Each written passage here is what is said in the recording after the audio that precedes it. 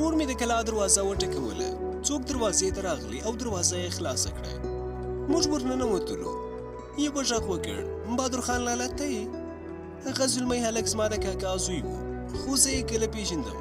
د خولې د سر سړې مسې راته وویله. وړاندې په برنډه کې ګیس لګېدلی و، څو تنه په کټونو کې ناست وو. یوه غږ وکړ: وهلکه څوک دي؟ ویلې بهادر خان لالا دی. په کور کې زما له راتګ بهادر خان هېچا ته څه نه و ویلې. ما په دې وخت کې لکه لیونۍ غوندې په خپلې مور پسې سترګې د کلا دننه اړولې. د کلا برنډې ته په تلو تلو کې مې هره خوا له سترګو تېره کړه، خو مور مې په نظر رانغله. زړه مې درزا پیل کړ. د ګیس رڼا ته ورنږدې سو. په کور کې ناست کسان، کاکا مې، د کاکا مېرمن او د کاکا زامن مې ټوله په ګډه سره ناست وه او ډوډۍ یې خوړله. ما ته یې هم عذر وکړ، خو زما کله له خفګانه ډوډۍ تېرېده. له ډوډۍ وروسته مو سړې مسې سره وکړه. کاکا رانه پوښتنه وکړه: لورې موږ خو له تا نه زړه صبر کړی و، ځکه چې دا 5 کاله تېر سو ستا درک موږ په پاکستان او افغانستان کې ونه لګاوه. ټول په دې فکر کې وو چې ته به یې وژلې او یا به یې کوم لرې وطن ته وړې. ښه نو ته اوس موږ ته خپله کیسه وکړه.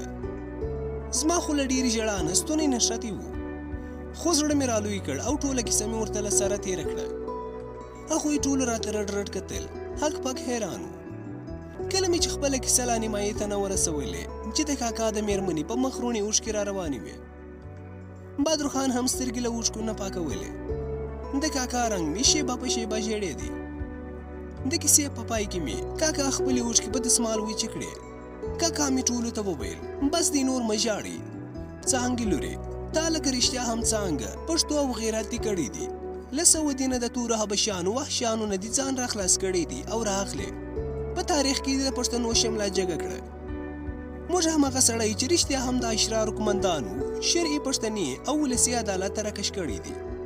ته په ښه وخت او په موقع راغلې. انشاءالله چې هماغه ډاکو به ستا په لاس وژل کیږي. هغه په هماغه شپه ستا مور او زما زوی چې ستاسې کره یې شپه وه وژلي وو. بهادر خان ترې د کټ لاندې ژوندی پاته سوی وو. اوس شپه د ناوخته دی، تاسې هم ستړي سوي یاست، نورې خبرې به سهار ته کوو.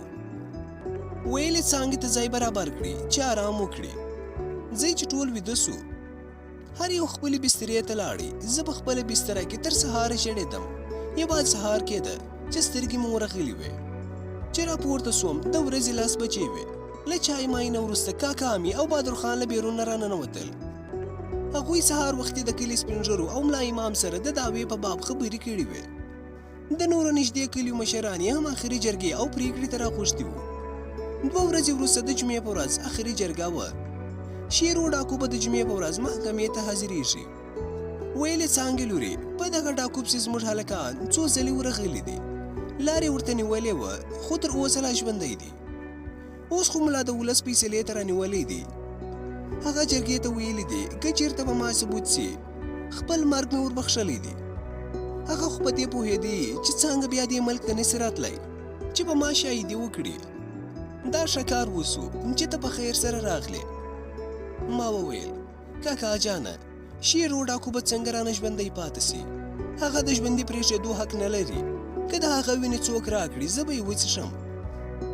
کاکا مې وویل: لورې زموږ خدای په سمه دی. په شرعي حکم سره به د هغه کافر سر له تن نه لویږي. ته هیڅ فکر مه کوه. زما نظر دا دی چې د جمعې ورځې پورې تا نه څوک خبر نسي. د جمعې په ورځ به د جرګې ځای ته نږدې په یوه کور کې پټه کښېنې. کله چې ولس سپین ږیري، قاضي، د کلي ملا او د حکومت نمایندګان سره راغونډ سول او خبرې پیل سوې، ته به ارامه ناست یې. کله چې خبره شیر و ډاکو ته راورسېده او هغه خبرې وکړې، سمدستي به راووځې او د جرګې په مخ کې به په ډېر ادب او حجاب کې ودرېږې. خپلې خبرې به څه چې در باندې تېر سوي دي ټوله کیسه به جرګې ته تېره کړې. ما ویل: ډېره ښه ده کاکا، تاسې چې هر څه راته ووایاست هماغسې به کوم. 2 ورځې تېرې سوې، د جمعې ورځ راورسېده. د کلي په وسطل کې سپین ږیري او تور ږیري راټول سول. کاکا او دې مې جرګې ته غوایۍ حلال کړي وو. د ډوډۍ تیاری نیول سوی وو. د چمګاوڼ ځینو نارینه وو چا غوښه پخوله او چا په حجره کې مېلمنو ته نوره تیاري نیوله. په دغه ورځ کلي کې پوره ګڼه ګوڼه وه. د ورځې 11 بجې وې چې زه یې له خپلې کلا نه وایستم او د جرګې تر څنګه یې د یوې کونډې په کور کې کښېنولم. د تره پیغله لور راسره وه. د کونډې مېړه په جهاد کې له منځه تللی و. دوی به تل زموږ ځمکه کرله. لومړی هغه ونه پېژندلم. ډېره شېبه وروسته یې چې زما د تره له لور نه زما پوښتنه وکړه، هغې ورته څه نه وویلې. هغه مجبوره و چې له ما نه یې پوښتنه کړې وای. ویلې لورې ته څوک یې؟ ما ویل ترورې زه د ملک لور یم. ویلې ته د ملک لور؟ د کوم ملک؟ زموږ د ملک لور یې؟ ما ویل هو، د بهادر خان خور څانګه یم. هغه چې سختو تنګو وهلی وه، سترګو یې پوره کار پرې ایښی و، ویښتان یې تک سپین وړي سوي وو. را باندې را وغوړېده او چیغې یې کړې. ما هم ورسره په ژړا خپله خوا یخه کړه. موږ لا له ژړا نه بس کړي نه وو چې بهادر خان دروازه کې را غږ کړه. ویلې څانګې راځه. ما خپل پوړنی په سر ساس کړ او د کونډې له کوره ووتلم. څو ګامه وړاندې د خدای خلک پنډ وو. سترګې مې له اوښکو ډکې وې، مخ مې پټ وو، خالي سترګې مې ښکاره وې. د جرګې تر څنګه د یوه چنار ونې سیټې ته د تره د لور سره یو ځای کښېنستم. بهادر خان راته وویل، زه چې بیرته ستا خواته راغلم جرګې ته به دې بوځم. اوس هم دلته پټه کښېنه، ګلالۍ به در سره دلته وي. جرګه تا نه ویني، خالي غوږ ورته کښېږده، ټولې خبرې اورېدلی سي. ما ویل ښه دي وروره. مخکې به خامخا په جرګه کې ډېرې خبرې سوي وې، خو یوه سپین ږیري وویل، ملا صاحب یو صورت خو ووایه. ملا صاحب صورت ولوست، بیا یې دعا وکړه. سپین ږیري لومړی بسم الله الرحمن الرحیم وویله. جرګې ته یې مخ ور واړاوه. ورونو، دا دی نن بیا موږ او تاسې د ملک او د قومندان شیرو د موضوع او دعوې په باب سره راټول سوي یو.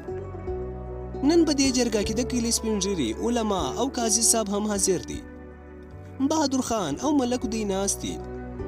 تاسو ټولو ته څرګنده ده چې دوی په قومندان شیرو د دوو مړو او د ملک د لور څانګې نومې چې ده تښتولې وه او ورکه ده، دوی دا موضوع کام او جرګې ته اچولې ده. څو ځلې مخکې هم پکې موږ او تاسې جرګې کړي دي. تر ننه پورې کومې خاصې نتیجې ته نه یو رسېدلې.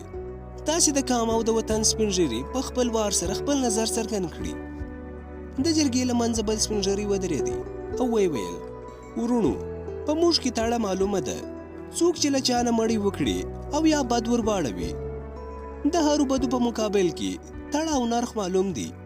مړی په پور خلاصیږي، شرم په شرم، د هر شي تول سته. یو بل د برکلي مشر وویل، ورونو، په داسې کار کې خو د ولس او جرګې په لاس کې یو څه ثبوت هم باید وي. له ثبوته وروسته پرېکړه کېدای سي. یو بل وویل، رښتیا خبره ده چې کله هم د داسې مسلې ثبوت وي نو د ګناهګار کور سوځل کېږي او په بدو کې شرمانه ورکوي. همدغسې خبرې نورو سپین ږیرو هم وکړې. په پای کې یو د پاخه عمر سپین ږیری پورته سو. ویلې اوس به د شیرو خبرې واورو چې هغه څه نظر لري.